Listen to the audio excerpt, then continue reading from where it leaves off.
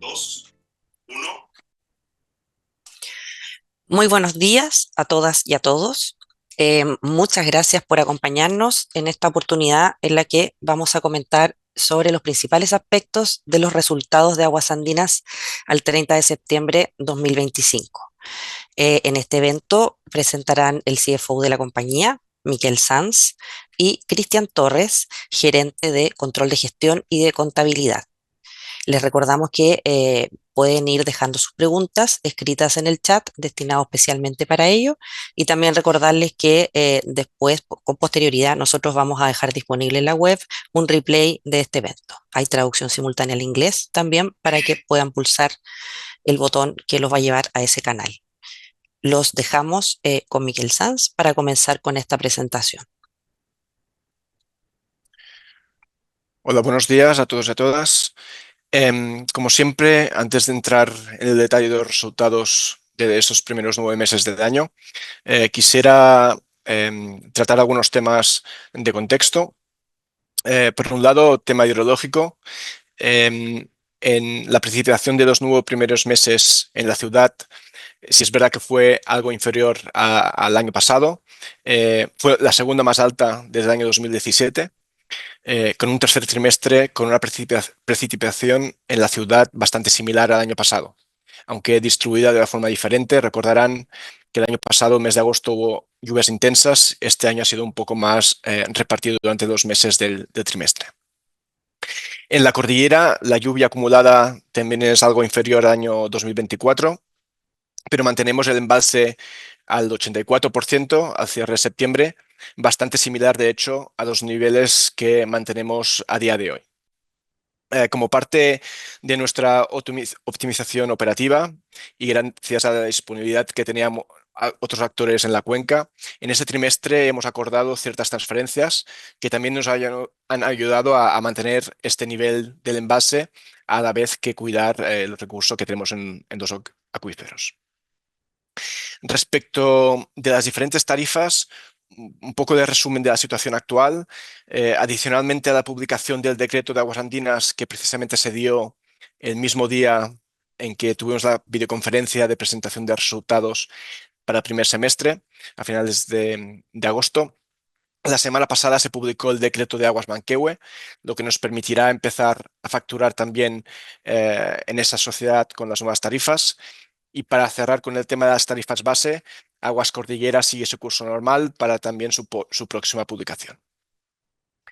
En cuanto a tarifas vinculadas a cambios de estándar, a finales de octubre tuvimos la autorización del regulador para aplicar la tarifa adicional del 0,55 para el plan de suministro alternativo, con efectos retroactivos a 15 de septiembre.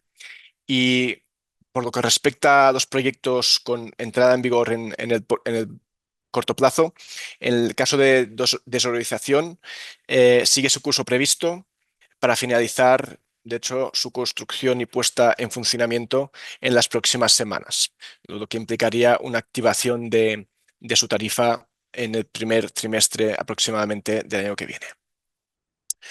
Comentarles también que en el pasado directorio se aprobó la distribución de un dividendo provisorio sobre el resultado del 2025 de algo más de 42.000 millones de pesos, lo que es equivalente a algo más de 6,86 pesos por acción, dividendo que hará efectivo su pago el próximo 2 de diciembre. Respecto de los ratings, en el último trimestre hemos sido ratificados como A- por Standard Poor's en el rating internacional, a la vez que en AA positivo en Federer y ICR en el rating local. Todos ellos con perspectiva estable. Finalmente, quiero destacar un hecho que ocurrió hace aproximadamente un mes, y es que Aguas Andinas fue reconocida en todas las categorías en el ranking a las 20 como mejor empresa entre las evaluadas en los 6 países participantes y líderes en sostenibilidad y relación con inversionistas, lo que nos llenó de orgullo como empresa. Y sin más, les dejo ahora con Cristian, quien va a explicar más en detalle lo acontecido durante estos primeros 9 meses del año. Muchas gracias, Miquel. Buenos días a todas y todos. Un cierre al tercer trimestre que viene a ratificar nuevamente la positiva evolución y trayectoria del resultado operacional de la compañía. En términos de EBITDA, presentamos un crecimiento de 8,1% respecto a igual periodo del año anterior, que si recuerdan, en junio esta variación era un 6% y en marzo un 4,1%. Con lo cual, bueno, se viene a ratificar lo que veníamos comentando, de que principalmente con producto de la entrada en vigencia de las nuevas tarifas resultantes del octavo proceso tarifario para las tres compañías aguas, tanto Agua Andina, Aguas Cordillera como Agua Manquehue, esto ya se ve reflejado positivamente en la evolución de los ingresos de la compañía, que justamente al cierre del periodo presentan un crecimiento de un 7,8% respecto al año pasado. El principal efecto justamente es lo que comentaba, asociado a las nuevas tarifas y también a las indexaciones por polinomio que se han registrado en el periodo.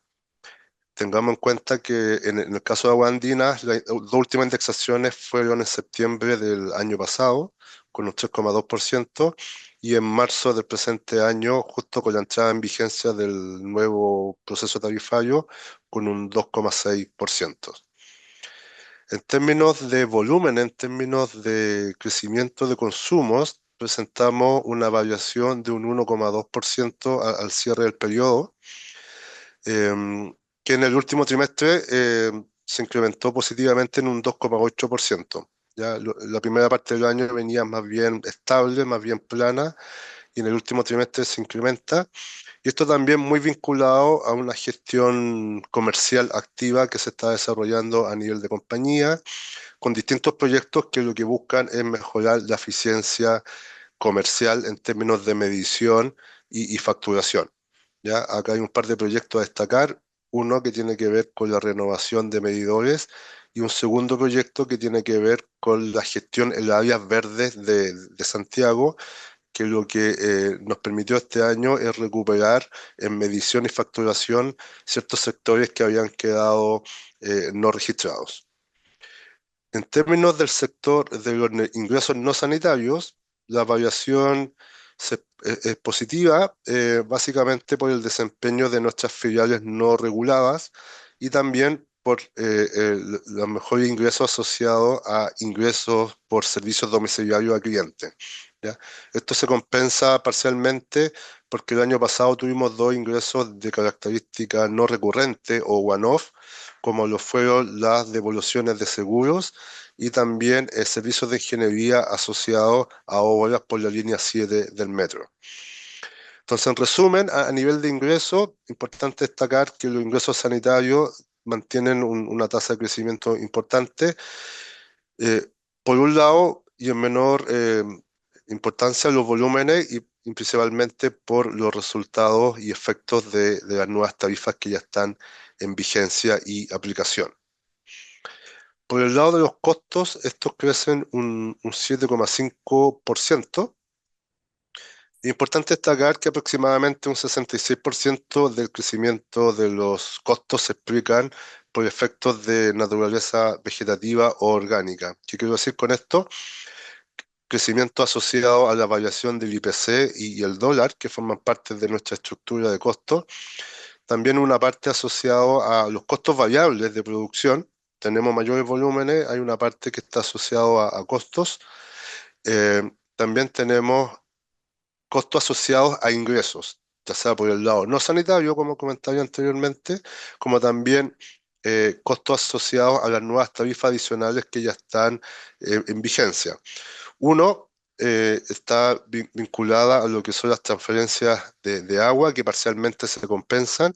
Y el segundo, como comentaba Miquel anteriormente, ya se nos autorizó la tarifa para el plan de suministro alternativo que corresponde a toda la logística que la compañía desempeña en casos de fuerza mayor, como lo son eventos del cambio climático, para mantener un suministro alternativo a nuestros clientes. Ahí ya tenemos explicado más o menos el 66% de los incrementos de costos. Otros temas relevantes que podemos destacar, en primer lugar, los costos de personal. Eh, acá es importante señalar que han habido cambios regulatorios que ya están en vigencia. Aproximadamente un tercio del incremento de costos se explica por este motivo, y aquí destacamos lo que ya entró en vigencia hace un tiempo, que es la ley de 40 horas, que obligó a la compañía a readecuar también sus turnos de manera de cumplir con esta obligación legal. Ya a contar de agosto se entró en vigencia la reforma previsional, que una parte de ese incremento es de cargo del empleador. Y en tercer lugar, también es importante considerar el aumento del sueldo mínimo, que en el caso de la compañía eso se ve reflejado a través de la gratificación legal que se paga a todos nuestros trabajadores. Aproximadamente un tercio se explica por estos efectos, otro tercio se explica por un tema contable asociado a la valorización del cálculo actuarial, que está vinculado a la provisión por indemnización de daños y servicios, que está pactada en los convenios colectivos que la compañía tiene con sus trabajadores. Y otro tercio también se explica por mayores costos asociados a dotación necesaria para mantener la continuidad del servicio, aumentar los estándares y también para desarrollar nuevos proyectos, nuevas iniciativas en el marco del proyecto de transformación acelerada, que también eso por supuesto tiene eficiencia que la compañía ha ido capturando. Otro tema de costos, otro concepto de costos que ha sido relevante durante el ejercicio es la energía eléctrica. Como ustedes saben, ha sido tema a nivel país, y por nuestro lado esto se ve reflejado en el incremento de la tarifa regulada de los recintos operativos de la compañía. ¿Ya? Eso explica el incremento. Por otro lado, a nivel de consumos, la compañía ha ido desarrollando iniciativas que han permitido optimizar y disminuir los consumos energéticos. De hecho, en el periodo los consumos se han reducido en un 7,5%, ¿ya? Ya sea en lo que es producción de agua, utilizando menos pozos, como también en las biofactorías con una mayor cogeneración, ¿ya? Este 7,5% representa un ahorro de unos 2.000, 2.500 millones de pesos. Es decir, sin estas acciones que la compañía hubiera desarrollado, el impacto por las tarifas eléctricas hubiera sido aún mayor. En otros costos operativos hemos venido comentando el desarrollo de ciertas actividades relevantes y estratégicas como para la compañía, como por ejemplo la implementación de ciertas aplicaciones de, de soporte al negocio. ¿Ya? Esta entraron en vigencia justamente en el último trimestre del año pasado, con lo cual ya se cumple un año de su aplicación y ya van a pasar a formar parte del costo estructural de la compañía. También hemos seguido trabajando activamente en lo que son nuestras redes, ya sea en todo lo que es la desobstrucción de colectores, como también detección de fuga asociada a nuestros planes de eficiencia hidráulica. Dentro de la gestión comercial, es importante señalar que se mantiene una gestión activa del corte por deuda al servicio a los clientes que tienen deuda, ya como parte de las acciones de cobranza que la compañía desarrolla. Esta gestión de corte, digo cobranza porque actualmente el modelo incluye que cuando se va a visitar al cliente se le ofrece la posibilidad de que pague in situ su deuda antes del corte, ¿ya? Esto y más otras medidas que la compañía ha venido desarrollando en el último tiempo ha permitido que el nivel de deuda y de incobrables se estabilice, ¿ya? En términos de porcentaje sobre ingreso, al cierre del presente periodo está en 1,3% sobre ingreso, que si lo comparamos con el año pasado fue un 1,4%, ¿ya? Esto para nosotros es una muy buena noticia porque ya la evolución de la deuda se ha venido estabilizando de manera consistente después de lo que fue el periodo de pandemia. Y por último, es importante señalar que dentro de los planes que la compañía sigue desarrollando está el programa de transformación acelerada, que es justamente el paraguas o es donde se genera la mayoría de la iniciativa con el objetivo de buscar eficiencia económica y de desempeño operacional para la compañía. Al cierre del periodo, hemos capturado eficiencia por un poco más de 2.600 millones de pesos, que en gran parte provienen de este proyecto, como también de la gestión de compras que hace la compañía. Entonces, en resumen, los ingresos crecen al 7,8% versus un crecimiento de costos del 7,5%, con lo cual explica esta evolución positiva de nuestro EBITDA y resultado operacional que cerramos el presente ejercicio o el periodo en 254.000 millones de pesos. Bajo EBITDA, tres temas a destacar. Uno, lo que es el resultado financiero. ¿Ya? Acá siempre hay tres grandes componentes que explican el resultado financiero de la compañía. El primero, los costos financieros asociados a la deuda de la compañía, que al cierre del periodo tenemos mayor deuda que el año pasado y también cambió la composición de la deuda en donde durante la primera parte del año pagamos créditos o préstamos bancarios que habían sido obtenidos a tasas muy bajas, ¿ya? Con lo cual ahora ya tenemos una composición de la deuda que está a tasas de mercado. En términos, el otro tema relevante que es la corrección monetaria de nuestra deuda financiera, ya que representa una variación de casi 3.800 millones de pesos. Y por último, esto se ve compensado porque a nivel de ingresos financieros tuvimos una mejora respecto a la gestión de excedentes de tesorería que la compañía tiene, ¿ya? Después, a nivel de otros resultados, la variación es negativa, básicamente porque el año pasado tuvimos un efecto también no recurrente o one-off, que fue la venta de un terreno por un monto equivalente a 4.000 millones de pesos. Eso es justamente lo que explica la variación a nivel de esa línea de otros resultados. Y finalmente, a nivel de impuesto de la renta, la tasa efectiva de impuesto de la renta recoge la corrección monetaria de los activos o del capital propio tributario. Por ende, se genera en este caso una variación positiva de 720 millones.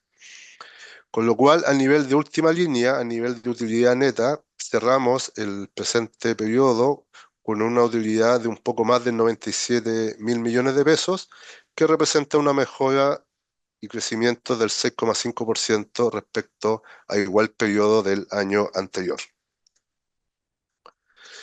En términos de generación de caja, esta sigue siendo positiva y robusta para la compañía.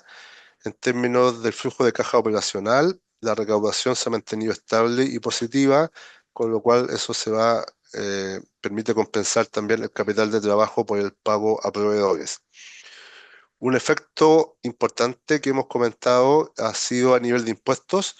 ¿Por qué? Porque a contar del presente año hemos aplicado la depreciación acelerada de nuestros activos fijos tributarios, con lo cual obtuvimos una recuperación de casi 26.500 millones de pesos que ya están incorporadas en la caja de la compañía.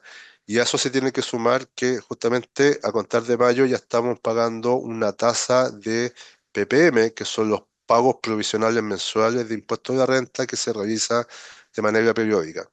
Con lo cual eso contribuye a una mejora en términos de este concepto por 30.000 millones de pesos. Otro tema importante en temas de CAPEX pagado, en temas de pago de inversiones, esto está muy asociado a la temporalidad de ejecución de los proyectos. Ya esto no es lineal, entonces depende mucho de la tipología de proyecto y cuándo lo vayamos ejecutando, con lo cual eso explica fundamentalmente la variación positiva en el periodo. Como resultado del free cash flow, ¿no es cierto? Tenemos 51.000 millones positivos comparado con el ejercicio pasado y después tenemos lo que son las ventas de activos que comentaba anteriormente, que el año pasado tuvimos, y a nivel de impuestos una variación positiva. Hay que considerar que el pago del dividendo mínimo se realizó dividendo provisorio, perdón, se realizó en enero del presente año y no en diciembre como es lo usual en cada año. Con lo cual, a nivel de generación de caja, presentamos una variación positiva de 21.765 millones de pesos. Que cuando vemos la variación de la posición de caja, ahí está reflejada, y lo mismo que en la variación de la deuda financiera neta. ¿ya? La variación de la deuda neta crece por la corrección monetaria, principalmente la corrección monetaria de la deuda, un poco más de 59 mil millones de pesos, pero se ve compensada por esta generación positiva de caja del periodo. A nivel de estructura de deuda, no han habido variaciones en este último trimestre. Solo recordar que en el presente ejercicio la compañía nuevamente salió al mercado local con una exitosa colocación por un bono de 4 millones de UF y actualmente el 33% de nuestra deuda tiene la categoría de verde y social. ¿Ya? Y como siempre, un tema importante, un 81,5% de la deuda está basada en la unidad de fomento que justamente explica la variación a nivel del resultado financiero. Y con una composición de tasa fija variable de 96,4%, con lo cual nos da mucha estabilidad y mitigación de riesgo ante las volatilidades de mercado. En temas de inversiones, la compañía mantiene su esfuerzo inversor con el objeto de asegurar la seguridad de suministro, sobre todo en este contexto de cambio climático. Y todo esto muy apalancado en nuestro plan de biociudad, que son todos aquellos proyectos estratégicos de corto y mediano plazo que buscan justamente dar esta seguridad para el suministro, ¿ya? Y que también han sido recogidos en el último resultado del proceso tarifario, ¿ya? Nuestras inversiones se basan fundamentalmente en lo que son la renovación de redes, tanto de agua potable como de agua servida, ¿ya? Que forman parte de esa categoría de plan de desarrollo y también en lo que son gestión de renovación de arranques y medidores, la parte correctiva, ¿ya? Como parte de los proyectos que van a tener tarifa futuro, nosotros actualmente estamos desarrollando en una etapa bien avanzada lo que es la desodorización de la biofactoría Farfana, ¿ya? Que a nivel de septiembre ya tiene un buen porcentaje de avance, ¿ya? Y otros proyectos que están asociados a ampliaciones de capacidad, tanto de planta de tratamiento de agua potable como también de agua servida.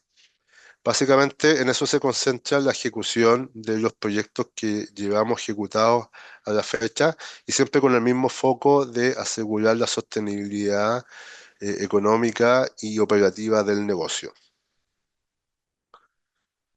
Finalmente, todo esto se traduce en que presentamos unos ratios económicos sólidos, estables, que como ya comentó Miquel, fueron ratificados con las clasificaciones de riesgo tanto locales y sobre todo destacar lo internacional de Standard Poor's con esta categoría A- que deja a Guandina en la mejor posición para una empresa privada a nivel regional e internacional. A nivel de deuda neta EBITDA, es importante también destacar que mantenemos un indicador estable al cierre del periodo en 3,64 veces y también me gustaría destacar que el leverage también está bajo 1,4, ¿ya? Con lo cual eso también nos da bastante estabilidad y es lo que ha sido también observado por los clasificadores de riesgo, ¿ya? Y en términos de Enterprise Value EBITDA, la actualización la tenemos el 12 de noviembre, ya superamos las 10 veces de Enterprise Value EBITDA, con lo cual eso también es otra ratificación del positivo desempeño tanto económico como financiero que la compañía ha venido demostrando en los últimos ejercicios. Eso por mi parte, muchas gracias, un gusto haber estado con ustedes nuevamente. Bueno, muchas gracias a todos por estar presentes en esta videoconferencia. Tenemos ya un par de preguntas que nos han llegado y la primera tiene relación con los volúmenes, con las ventas y dice, ¿el crecimiento de los volúmenes en el tercer trimestre tendría más que ver con una mejor medición debido a la renovación de medidores, que es un proyecto en el que la compañía ha estado invirtiendo fuertemente en los últimos años, o simplemente por una mayor demanda? Esta pregunta se la dejamos a Miquel. Gracias, Denise. Mira, desde 2022 aproximadamente, hemos renovado prácticamente el 40% de los medidores si aislamos los marcadores internos y por tanto es algo que venimos haciendo desde hace tiempo. Y quizás sí es verdad que este año estamos haciendo algunas iniciativas un poco más intensivas, con lo que el peso que podría tener la mejora de medición puede ser un poco mayor, pero también lo era en años anteriores un peso significativo del cambio de medidores. Por tanto, yo diría que es algo que venimos haciendo con resultados de los últimos años, quizá un poco más acentuado este año 2025, pero también vemos un crecimiento de base.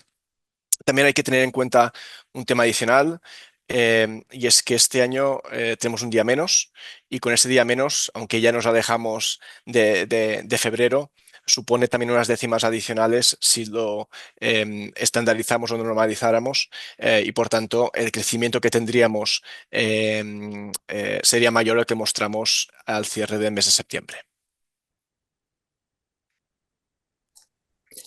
Muchas gracias, Miquel. Tenemos una siguiente pregunta en relación al CAPEX, las inversiones. Dice, la ejecución de las inversiones por 117 mil millones en 9M25 indica un ritmo de inversión menor que el guidance que se había dado inicialmente, ¿cierto? Que estaba entre 200 y 250 mil millones anuales que se ha indicado en el pasado. ¿Creen que la ejecución de las obras que han acordado con la superintendencia va a ser más lento de lo que se ha indicado anteriormente? Esta pregunta se la dejamos a Cristian Torres. Bueno, respecto a inversiones, hay un plan justamente que está vinculado a la ejecución de estos proyectos. Sí podemos decir que el año 25 el año de menor inversión en el periodo. ¿Ya? Esto se ha venido incrementando, tiene una curva de desempeño y ejecución de los proyectos, ¿ya? Con lo cual, nosotros lo que estamos visualizando aquí para el presente año sí va a ser quizá un poco menos de lo que habíamos anticipado, pero en los próximos años esto se va a mantener y ese guidance no va a cambiar, ¿ya? Porque justamente son proyectos que ya están comprometidos y asociados a tarifas. Perfecto.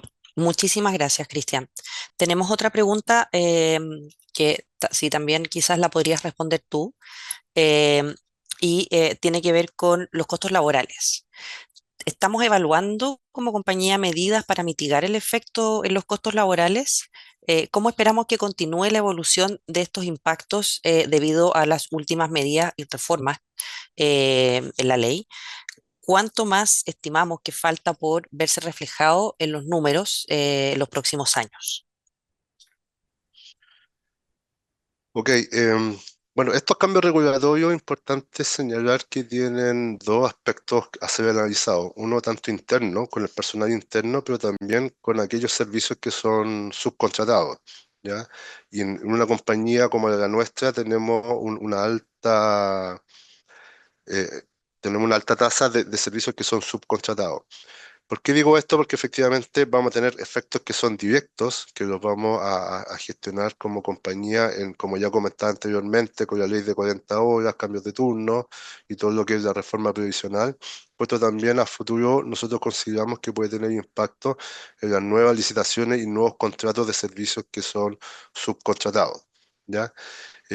Con lo cual, esto lo vamos a ir viendo gradualmente. Importante considerar que la reforma previsional también tiene una gradualidad en su implementación. ¿Ya?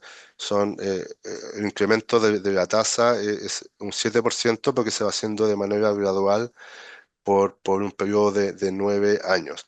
¿Ya?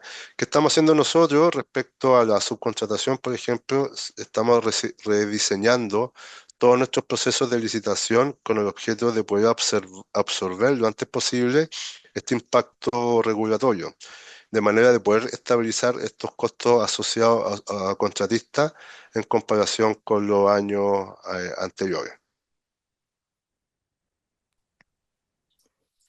Perfecto. Muchísimas gracias, Cristian. Tenemos una pregunta relativa también a un proyecto puntual dentro de nuestro plan de inversiones y dice, ¿en qué proceso se encuentra el proyecto Plan de Suministro Alternativo? ¿Cuándo va a entrar en operación? ¿Cuánto es el CAPEX asociado a este proyecto y la tarifa adicional asociada a este proyecto también. Miquel, si tú pudieras contestarnos esta pregunta, por favor. Sí, quizás lo pasé muy rápidamente en el contexto inicial. El plan de suministro alternativo fue aprobado la aplicación de la tarifa por la superintendencia la tercera o cuarta semana de octubre, con efectos retroactivos 15 de septiembre. Eso quiere decir que eh, ya tenemos todo a disposición de la ciudad para poder utilizarlo cuando se dé el caso. Es decir, desde finales de junio nosotros tenemos todos los elementos para poder movilizar los camiones y estanques en caso de grandes cortes y se ocupará en la medida que sea, como decía, necesario. El importe de CAPEX es muy poco significativo porque principalmente es un proyecto que se ha licitado el servicio de los camiones y hay algún CAPEX adicional, pero es muy menor. Y el incremento de tarifa asociado a este proyecto en Aguas Andinas es del 0,55%, que como decía se aplicará de forma retroactiva el 15 de septiembre. Perfecto, muchísimas gracias. Tengo acá otra pregunta, Miquel, si tú también pudieras ayudarnos con esta. Tiene que ver con costos. ¿Dónde ven oportunidades para reducir costos más allá del costo eléctrico? El costo de mantenciones, por ejemplo, está creciendo a una tasa más baja en el último trimestre. ¿Podría esto comenzar a disminuir en 2026? Gracias, Denis. Em, Dos cosas. Por un lado, en el plan Acedera, nosotros estamos mirando qué optimizaciones podemos hacer en prácticamente toda la línea de costos. Es decir, no creemos que haya una única bala de plata para mejorar los costos, sino que revisamos cualquier costo que podamos tener y por poco que pueda reducirse o mitigarse de incremento. Si nos fijamos específicamente en el mantenimiento de redes, esos son servicios que tienen un componente muy importante de mano de obra que de alguna forma en los últimos años también indirectamente en los servicios ha ido creciendo su costo por todas las reformas que ha habido en los últimos 2 o 3 años. Dicho esto, como señalaba la pregunta, en el último trimestre hemos conseguido mantener relativamente estable ese costo. Em, Algún trimestre atrás, no recuerdo cuál fue exactamente, eh, lo estuvimos comentando. El crecimiento del mantenimiento lo veíamos con esa tendencia a la estabilización, con un objetivo de mantener como mínimo esa estabilización e incluso, de ser posible, su reducción. Creo que en el día del Investor lo comenté, estamos trabajando de una forma amplia en una redefinición de cómo trabajar las redes. Eso incluye mantenimiento. Estamos en la parte final de ese proyecto e iniciativa y que esperamos tenga buenos resultados para el año que viene. Es pronto aún para anticipar nada, pero digamos que esta estabilización de su incremento yo creo que es una primera buena noticia que espero sea la primera de otras en el futuro.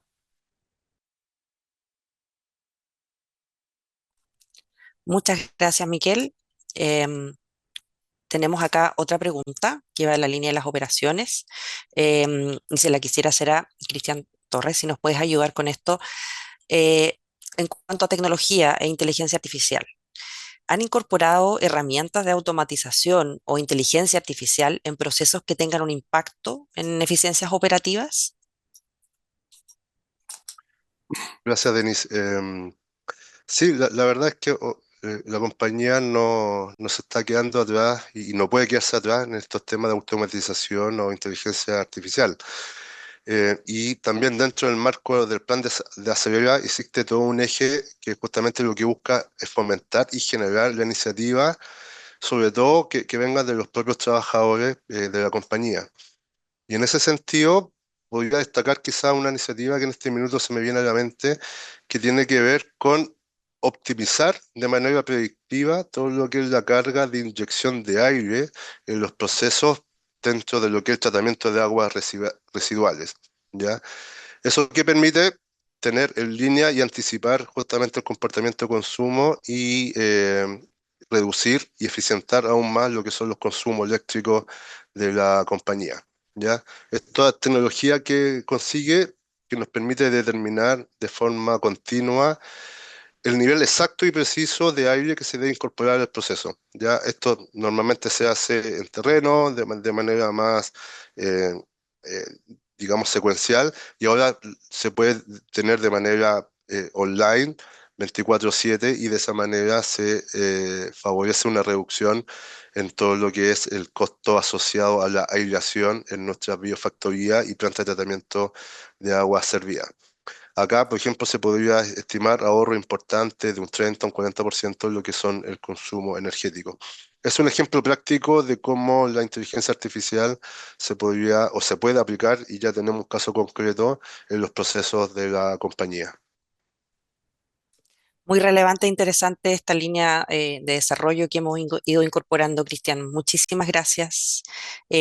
Estamos viendo que no hay más preguntas en el chat, pero por supuesto, cualquier duda o información que necesiten después de este evento, no duden en contactarse con el equipo de Investor Relations. Encantados los ayudaremos. Les recordamos también que este evento va a quedar disponible en la página web, tanto en inglés como en español, y les damos las gracias por haber participado de esta videoconferencia de resultados a septiembre de 2025. Muchísimas gracias a nuestros panelistas y a ustedes que Gracias. se conectaron. Gracias.